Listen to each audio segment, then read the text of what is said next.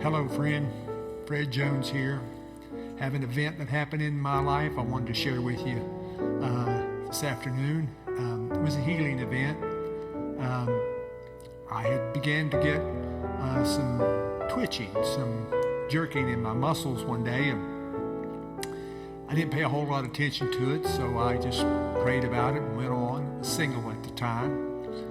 And it went on for about, I'd say a month or so. And I called my sister and I told her about it. And she said, well, you should go see a specialist, a doctor about that.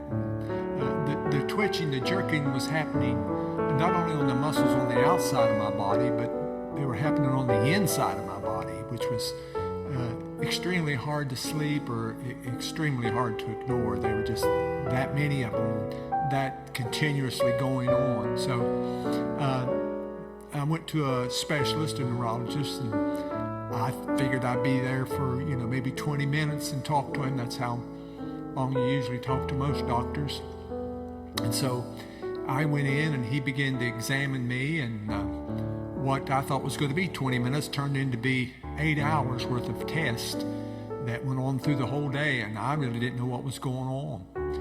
They put electrodes on my head in a big helmet and took all kinds of tests and blood work. I didn't know what was going on, friends.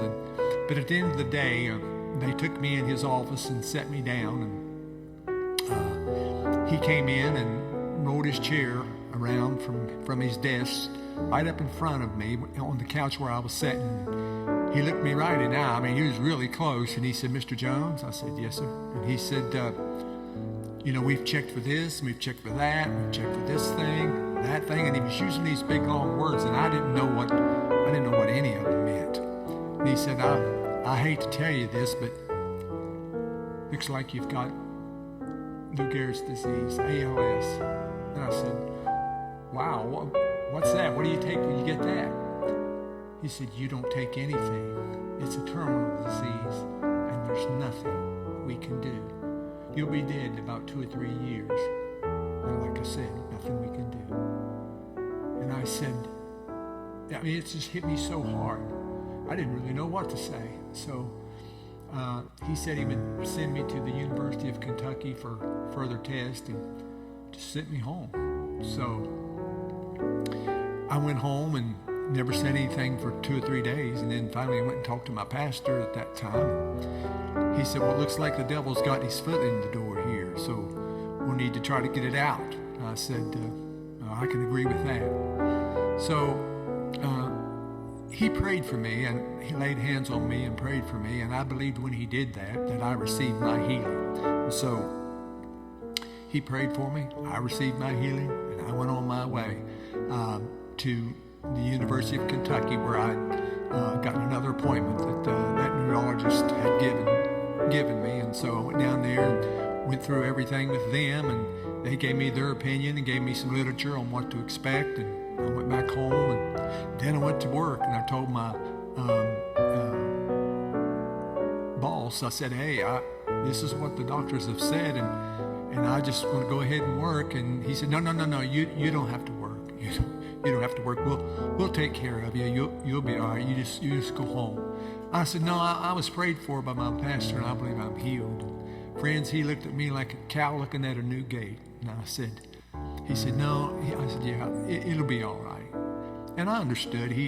I understood him. He was a really good man. And so anyway, I went back home and went 3 months later to another specialist that they sent me to for an evaluation and to keep up with me. And so I was working, and then I went there, and he went through everything, and I started lifting weights, and pretty heavy then. I'd lifted most of my life, and he said, well, something ain't right here. And I said, what do you mean, Doc? And he said, you should be getting smaller, not stronger and bigger. And I said, well, I was prayed for, and I believe I'm healed. And he said, okay, all right. He said, will you come back in about, I think it was 4 or 5 more months after that? And he said, we'll do another examination on you and tell you where you're at then. And so went back home, believing God I was healed, going to work, doing the best I could. And you say, well, how was your faith all this time? Well, pretty good. Some days it was good. Some days it wasn't so good. I'm just telling you the way it was, folks. And but anyway, I believed the best I could. Believed what the word of the Lord said about healing. I knew mostly what it said. I'd studied really hard, but I didn't know everything. But believed the best I could. And then at the end of that was almost a year. I went back to this specialist again, a neurologist, and he did a full evaluation. And he pulled his chair out from behind his desk and rolled around right in front of me and sat down and said, "Mr. Jones?" I said, "Yes, sir." He said, "I know what your diagnosis has been and what we've been watching." And he said, "But I'm telling you," he said, "this is what I'm telling you. You don't have Lou Gehrig's disease or ALS." He said, "and you ain't going to get it." He said, "Just go on home. You'll be fine." And I said, "Okay." I went home. Folks, that's been 30 years ago, and I'm still healed, still believing God that what he said, that he that began a good work in me, would be faithful to complete it. And I believe that.